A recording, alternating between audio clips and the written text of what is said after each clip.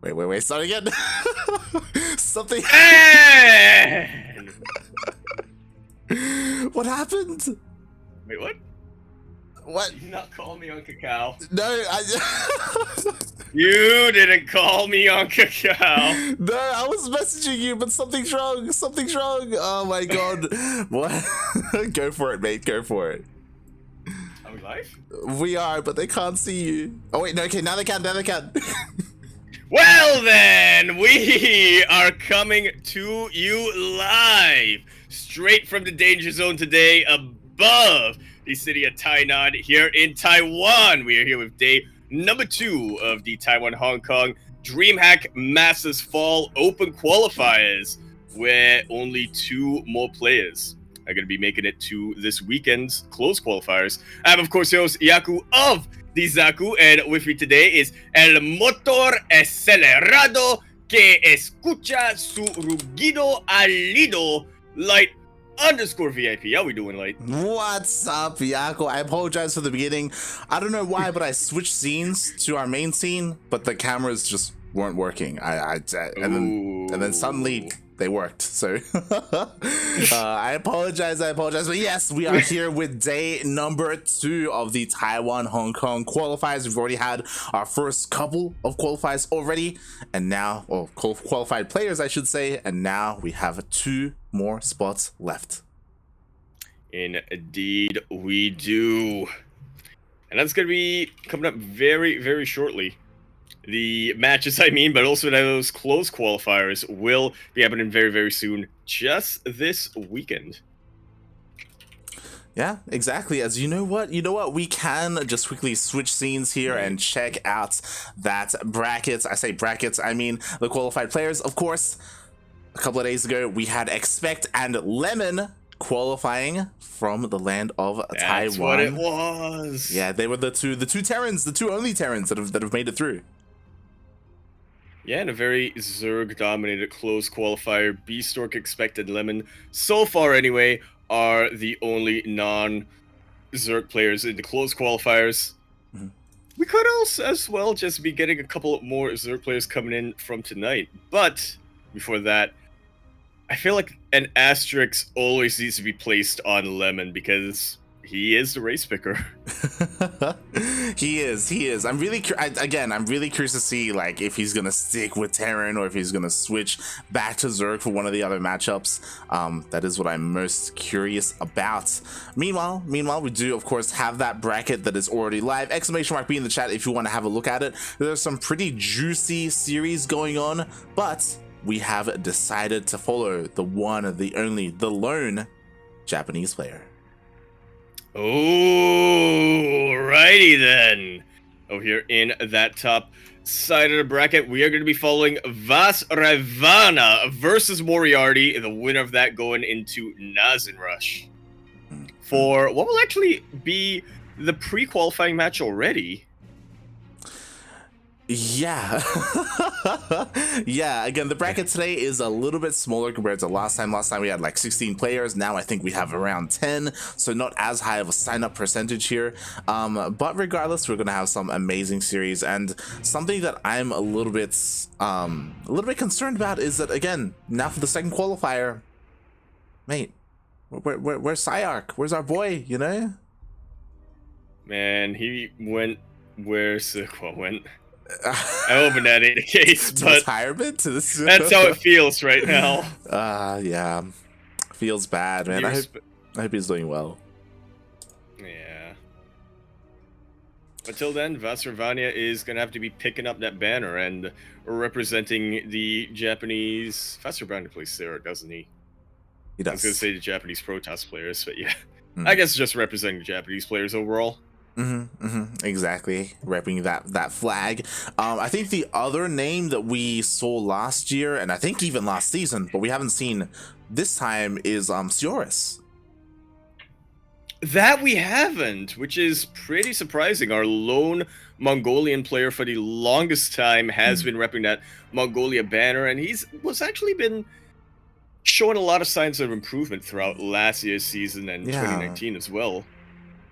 But kind of made a bit of a sudden disappearance. Yeah, and I don't blame him. Like he's always talked about how discouraged he is with like the region that he's from and the kind of the country that he's from, and he's kind of gets thrown around between all the regions, and there's no like consistency with that. And yeah, I guess he just hasn't had as much motivation to continue to improve. So it is a bit of a shame that we don't see him here this season. Hopefully it's just a temporary thing. Maybe he comes back for winter, but yeah, there's another shame to see another player kind of disappear.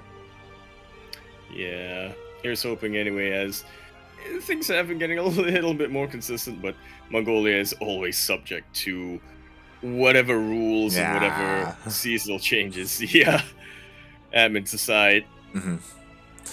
It's such a weird spot geographically. It is. I feel so bad for them. There are times where they get thrown in with the South Korean qualifiers and stuff like that for like WESG. I was gonna say, wasn't that the case with WESG? And then they realized, oh right, there are actually places from Mongolia, so we're gonna need to find another region or overall region.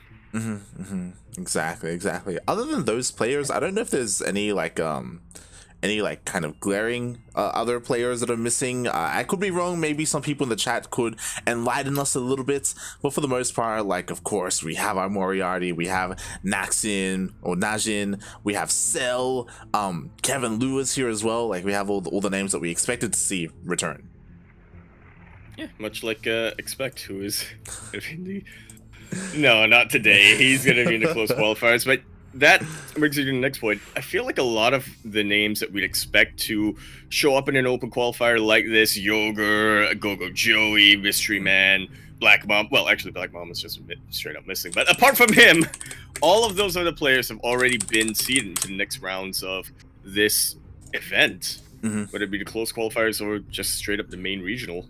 Yeah. All the big boys are already ready and waiting. As you said, like our boys Gogo and Beastork and all the others, but they don't have that long to wait, right? It's like that's the thing that's so intense about these qualifiers for these regions specifically, is that we have our open qualifiers right now. The closed ones are this weekend. Like it's in a couple of days, mate. Like that's insane.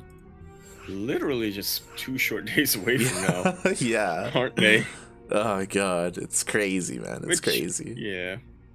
Which I suppose is incentive to qualify in the first night instead of... So you just get a little bit more time to prepare for that actual close qualifier instead of having to reveal a little bit more about your play and whatnot in the second night. But... Speaking of that second night, we are about to see plenty of strats revealed. Right over here. Yaku, are you like writing notes down? Are you? What? Oh, should I be? I noticed the pen. You're like, yes. The boys are going at it. No, it's fine. Okay. It was. I was gonna do a whole thing, where I do a thingy, and the sunglasses would be on the aviators, but didn't quite get the call. Yeah. Hey, I was messaging you on Kakao. What are you on about? I was messaging you. Yeah. Wait, but I was just like, get ready. God. That was like the message to get ready. And it was I had a countdown. Yeah. And speaking of counting down, we are going to be kicking off our qualifiers tonight here on Jagannatha KBBLE. We're in the top right-hand corner map, spawning all the way in the top right-hand corner. We have the pink Protoss player coming out from the land of Taiwan. He is going to be representing Clan GIS. Everybody give it up for one of the trickiest Protoss players in the region. He is MoRiArTy. And spawning in the bottom left-hand corner of Jagannatha LE. Weaves in the chat. I know you're there. Give it up for this man right here, representing Team GDA, the only Japanese player in all of these qualifiers. He is Zerg. He is representing Team, I just said it, Team GDA, Vaisravana.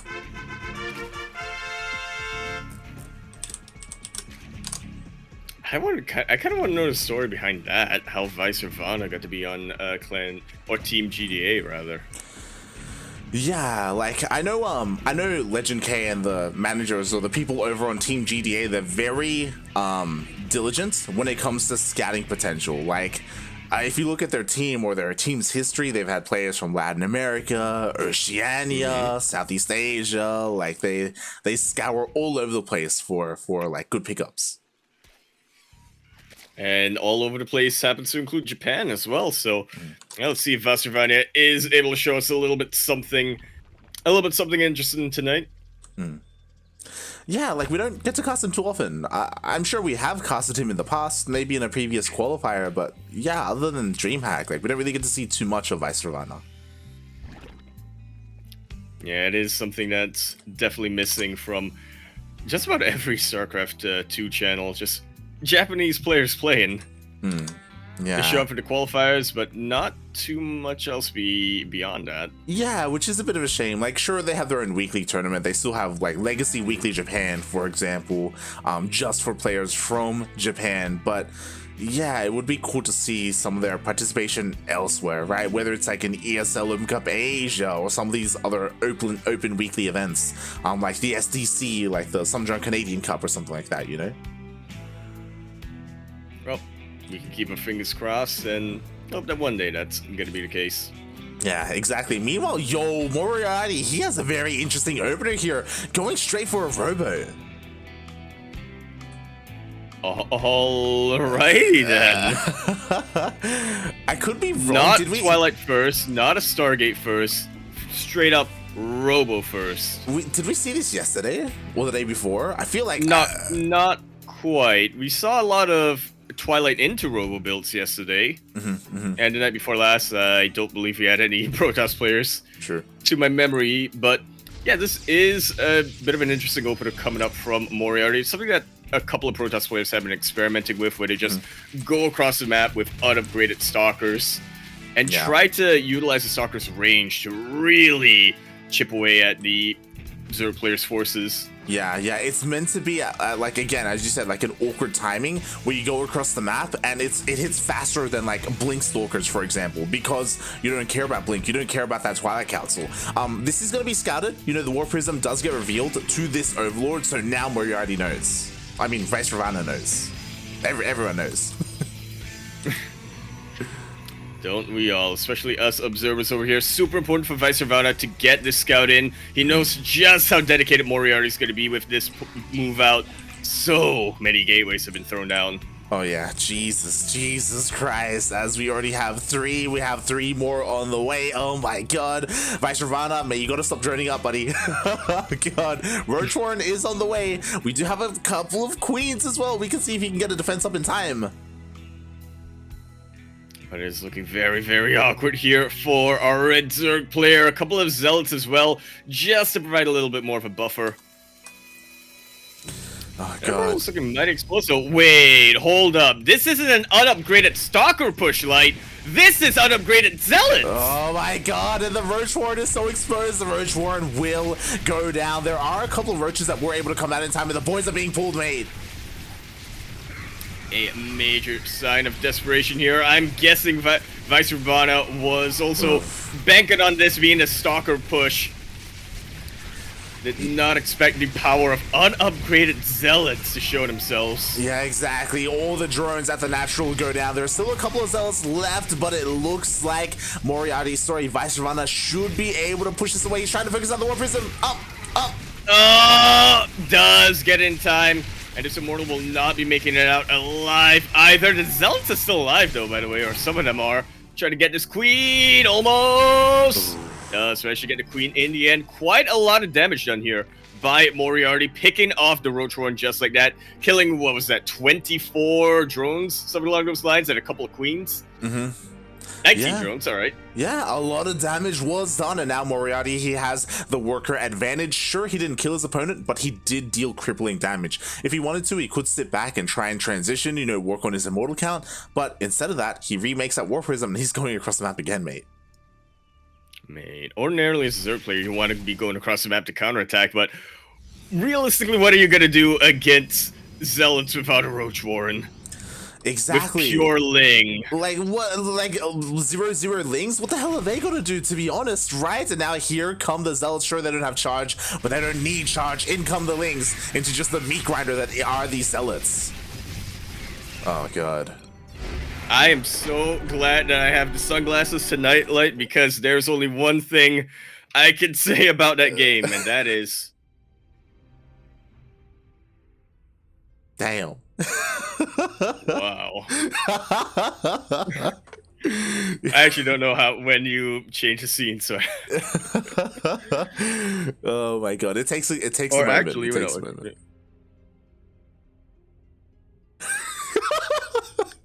Basically, my only reaction to that game. You see, Robo first, no Twilight Council. It's got to be Stalkers, right? Yeah. Right? Wrong. MoRiArTy with the bamboozle once again. Unupgraded Zealots. That's all you need. I mean, it's one of those things where, to be fair, like, Vaisravana was reacting relatively well, right? Like, he had a roach horn on the way. He stopped droning. He was making as many roaches as he could. Problem was that his roach horn was the first thing that died. It was incredibly exposed, and after that, he was trying to make Lings, but Lings, wait, they don't help that at all. You could argue that maybe he should have thrown down some spines, some more static defense, taking the defense a little bit more seriously. But yeah, very unexpected though from MoRiArTy. Yeah. But the unexpected is exactly what he needs right now. It is working up so well for him as we continue our series on Lightshade LE. We're in the bottom right-hand corner of the map, starting all the way in the bottom right-hand corner. The pink Protoss player once again gonna be representing Clan GIS. So he is currently teamless from the land of Taiwan. He is MoRiArTy. And spawning in, man. The top left-hand corner of Lightshade LE, we have the Japanese Zerg player. He is red, and he needs your help because, again, this is a single elimination qualifier. No double elim. Once you're out, you are done for this season of DreamHack. Representing Team GDA, it is Vaisravana.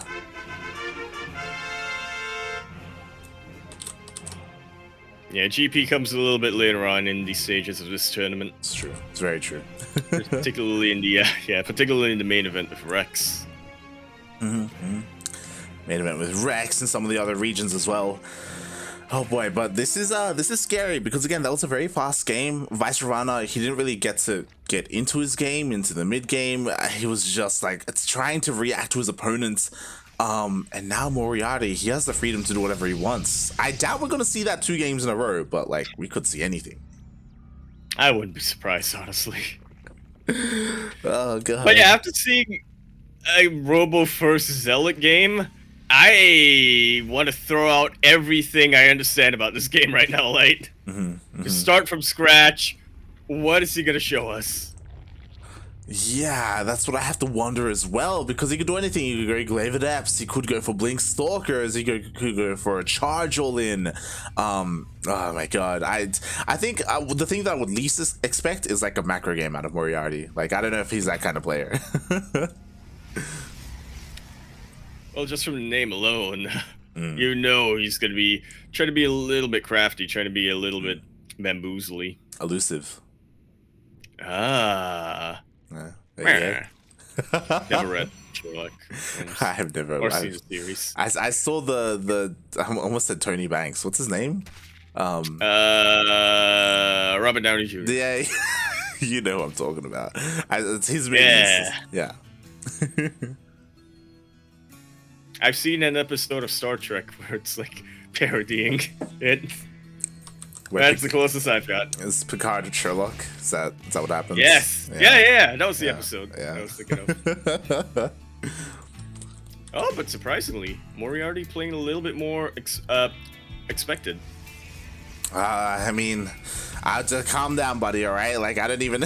We'll see. All right. Well, the signs are pointing to this being more of an orthodox game, but just because you open up with a Void Ray doesn't mean it's gonna be a standard Stargate game. Yeah, it's like that's what MoRiArTy, that's what he wants you to think. You know, that's it's all about making you think one thing is happening, that you know, Blink Stalker All-In is on the way, when really it's slow zealots. We see a Void Ray coming out first. Mate, we could see a switch into like a fast fleet beacon for all we know. Meanwhile, there are links coming across the map. Oh my god, a lot of links. We have a massive link flood coming across the map. Absolutely insane. Very quick on filling up this wall, but oh, just a slight gap right in the middle there.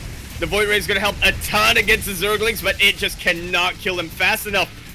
The probes are drilling as best they can, but they will all go down. 12 of them. MoRiArTy is still ahead on the worker count, but oh, not for much longer. Not for much longer. All the boys are pulled towards the natural base. The wall is the wall. Ooh, the shield battery finishes up. Mate, are we going to see an overcharge? There's not enough energy on that Nexus. He doesn't have the energy. Oh my god, and the links, they depower the Stargate.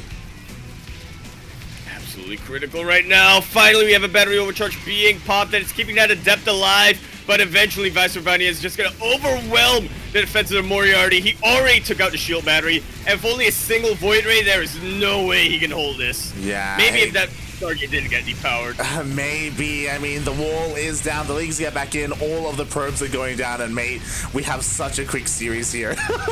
Game 1 was already done in like 5 minutes, and just the same here in game number 2. But this time, we have a role reversal, and Vaisravana, mate, he was upset. He was angry. He takes the game. Mate, what a... There's only one way to really return the favor, I guess.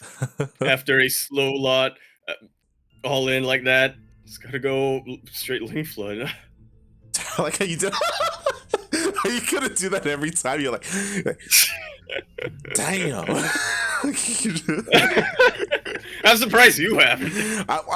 It wouldn't make sense if I did. I need my glasses to see. I wouldn't take them off to see better. What do you want about? What? I don't think that's how glasses work. I don't think that's how your glasses work, mate. God damn it. But yeah, wow. You know, we had one 2-base all in from one player, the other just cut workers incredibly quickly and just link flooded across the map. And now, mate, we're going to the ace match. Thankfully, it is Oxide. So hopefully we got a bit of a longer game. It's because of how defensive you can be on this map, but yeah, maybe 6 minutes. Based on how the series went, that's an optimistic estimate. I think the real question is, we've seen, you know, game 1 where MoRiArTy was the aggressor, game 2 was Vaisravana, game 3. What happens here, right? Is it going to be, as you said, where both players kind of just chill out and we see a more macro game? Or are they both just going to go hyper aggressive and try to kill each other like in this insane knife fight? They both just really want to go up against Nasen as quickly as they can. They do, mate. They do.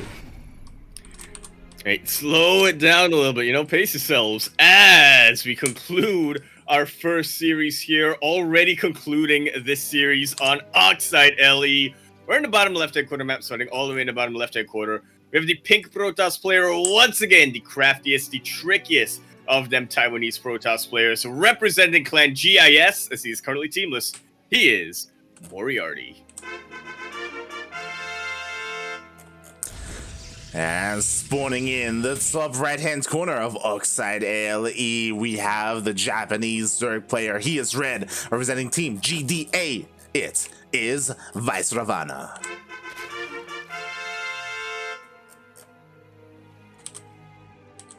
And this is a good sign, like, already it's not a 12 pool, but it is a proxy hatch. So I was about to point out, mate, where's the natural base? And then I realized, there's a drone across the map. There we go. We do have a proxy hatch here opening from Vaisravana.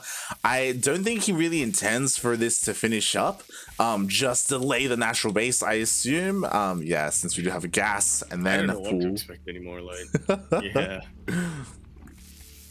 Oh, if it was an earlier pool, then there could be an opportunity for Vaisravana to commit to that hatchery going up, I suppose. But yeah, since it is a gas burst build, this isn't a hatchery that's looking to do damage, just delay the damage. Yeah, fun fact, this is very Eric-esque. Eric does this a lot in ZVP, especially against players like Trigger and Pili and the other players over in the land of North America.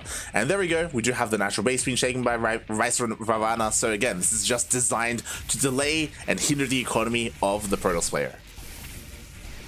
Yeah, even forces out a couple of Zealots here, which ordinarily is not what you want as the Protoss player. You rather save that. What?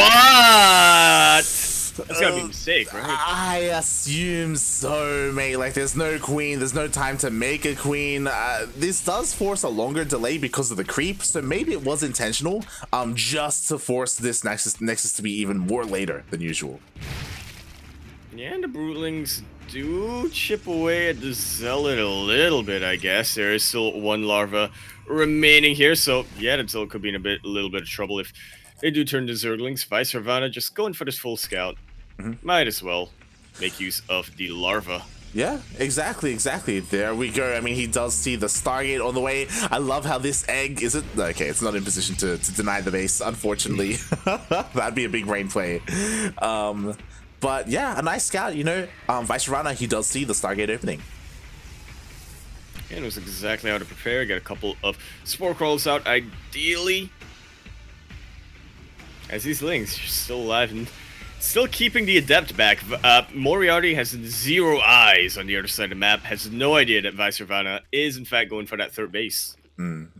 Exactly. Again, MoRiArTy, he needs that security to find out, hey, is this the 2-base all-in or not? You know, especially because of how aggressive his opponent has been so far this entire series. So that is something that he needs to check. Eventually, he will. Meanwhile, there's nothing too crazy going on. Speed just finished up, so this Adept, it will be dealt with. It will pinned into a corner. That shape will not be completed at all. But he does scout the third base, doesn't he? He does. So he knows that, or he should feel a little bit safe. He didn't get an eye on the drone count, but again, a lot of that is going to be on these. I think he made a. Am I crazy? I thought he made a Phoenix first. What? Oh. Yeah. Okay. Never mind. I thought there was a Phoenix in production earlier, but I guess maybe he canceled it, and he is going for that Oracle. Yeah, much more standard play. This was that shield battery does get cancelled. Oh. And the Lynx will be able to slip in. Once again, the Oracle not out in time to deny this. A couple of probes will be going down. And energy on the Oracles is being forced to be wasted on these Lings instead of across the map harassing the mineral lines of Vaisravana. Very good sneak in by our Red Zerg player. I mean, mate, the Oracle has 0 energy left. It's only just now starting to regen that. So, like, already, like, we didn't even need spores across the map because there was no energy left on that Oracle. Like, Vaisravana is just doing so much with so little. Apparently the Lings are all you need to defend against Oracles. As long as you know what you're doing. Exactly. It's not about the units. It's about how you use them. Definitely. And now I'm really looking forward to see what Vaisravana has in store for us, because he's going for a fast lair. He's taken his gases, still hasn't taken all 4. There it is. I was waiting for some kind of tech structure. It is going to be a Roach Warren. In my heart of hearts, I was hoping maybe some Muta play, but it's gonna be Roaches. Look, he was denied the Roach play in game number 1. He chose not to do it in game number 2. He just wants to build Roaches at some point in the series. Exactly. Oh boy, and hopefully he can get into it. Meanwhile, we did have a commitment into a second Oracle just for safety. You know, these Oracles can deal with these Lings. They can protect the third base. Another is going across the map. And MoRiArTy isn't committing to Skytoss. He is switching things up and going into a more ground-based composition. Ooh, not just any ground-based opposition. Oh, the wall is just slightly not a wall. A couple of Lings do sneak in. And once again, Get a Scout confirms the Twilight Council as well as the Robo facility. Oh my I don't think these Lings will get too many probes, but that already won him half the game. Yeah. How does he do it, mate? He goes in, he sees everything there is to see. He doesn't know 100% whether it's Blink Stalkers or Charge Dust. He saw that there was no Forge, which is another tell. And interestingly, he is going straight into Hydras. Yeah, bit of a odd tech choice here, to say the least, especially after seeing that Twilight Council. Hydras are definitely very, very, very vulnerable to Zealot Archon, which I imagine MoRiArty's eventually going to go into, but maybe he was planning to go into Lurkers, but I feel like the Infestation Pit at least should be down by now. I think Vaisravana has a little bit of incomplete information. Maybe he thinks it is like Blink Stalkers, right? Maybe he thinks it is something else. But I 100% agree. Like, Ling Hydra like this is 100% vulnerable to Zealots. Without Banelings or Roaches, like, you need something else to help soak up that damage. Yeah, if this was ZVT, then maybe this composition could work. In fact, this composition does work in ZVT, but yeah, ZVP, especially against Charged Archon with High Templar Storm, very different scenario. Exactly, we need something else here. To be fair, we're talking long term, and Vaisravana, he's already pushing out across the map. Charge is about to finish up, and so are the gateways, but MoRiArTy doesn't really have that scary of an army. He has some Zealots, true, but is it enough to deal with all these Hydras? I'm not too sure. Yeah, not quite yet. I mean, the Lings are providing a good enough buffer right now.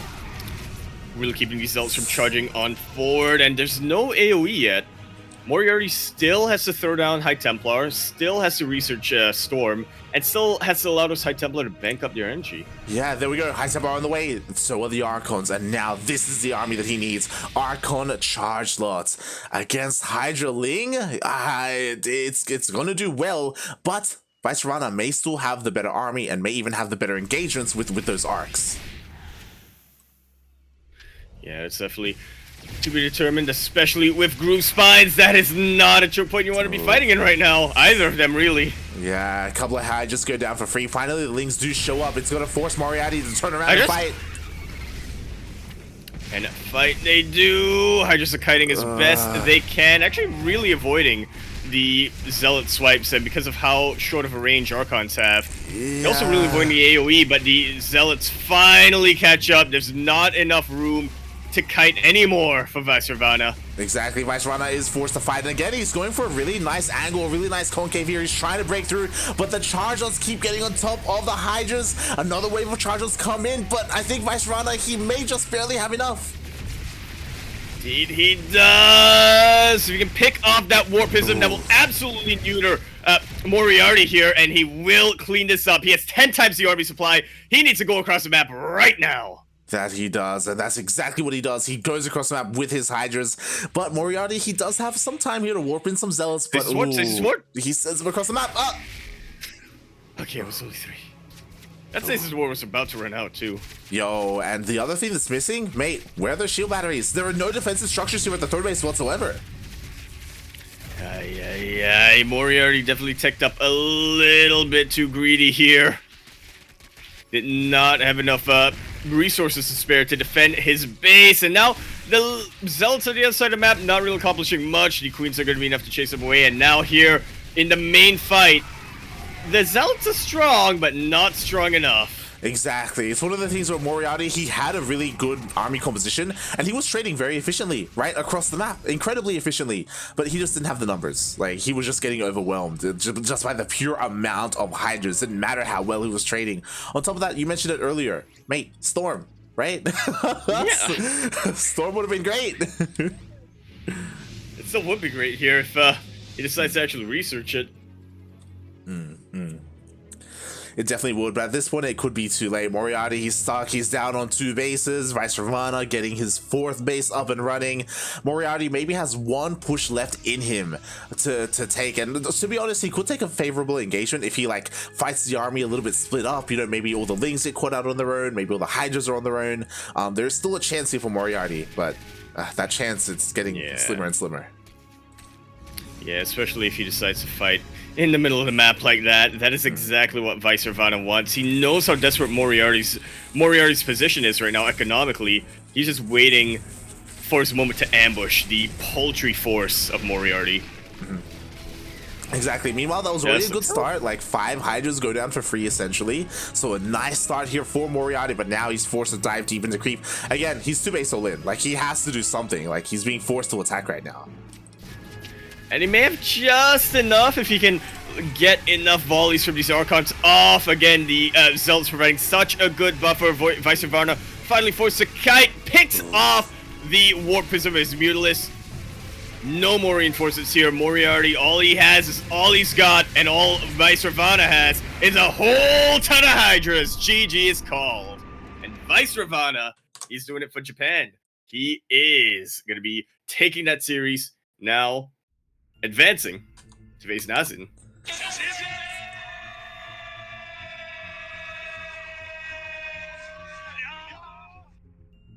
I love how now we actually get to see you with the phone. It's not like a sound clip in production or anything. It's literally just the phone. It's great. Yeah, a lot of people thought it was like a soundboard or something. And apparently I was in charge of somehow in the production, but yeah. If by soundboard you mean phone board. There you go, there you go. Congratulations, Vaisravana, repping Japan, doing Japan proud. They are able to take down his first opponent. And now, as you said, his second one is ready and waiting. And this time it is not a Protoss, it is a Terran. Yeah, one of the few Terran players I think remaining. Overall, I mean. Not just in this qualifier. Yeah, exactly. So they're gonna take some time to do their vetoes. Let me just message the players here. But yeah, it's one of those things where we were talking about it last qualifier. There are barely any Terran players in the main events or in the closed qualifiers, so it's good to see them do well. At the same time, I also kind of wish Vaisravana he can like kind of represent, you know? Yeah. For as rare as Terran players are, Japanese players are even rarer. Yeah. They definitely are, mate. Boy. Plus, he just looks like he has a very interesting, unconventional style. I mean, it's almost standard, right? But then he goes for Ling Hydra without Banelings. Yeah, like, does he play with Miyamika? Is that what? And then he throws some Mutalisks out there. Yeah. I would not be surprised, Miyamika, that. Yeah. Swedish as he is. Like, touching on the game that we just saw, what Vaisravana did wasn't like, there wasn't like much finesse to it. It was kind of like a brute force, like, look, I'm just gonna out macro you. I'm gonna have like an army that isn't anywhere near as efficient as yours, but I'm just gonna have the numbers and like the positioning and the surrounds, right? Like that's what I'm gonna rely on. And it can be really risky doing stuff like that. As Miyamika has demonstrated time and time again in all of these events we've casted. But yeah, when it does work, it works very, very well. There's honestly very few tricks that you can do, very few ways to really get an edge on an opponent who is that solid when it comes to macro and mechanics. Yeah, definitely. I will say though, maybe a slight little bit of critique for Vaisravana here. I feel like he's the one player in the world who would benefit from all army hotkey, and from actually utilizing all army hotkey than not. Yeah, this is true. This is true.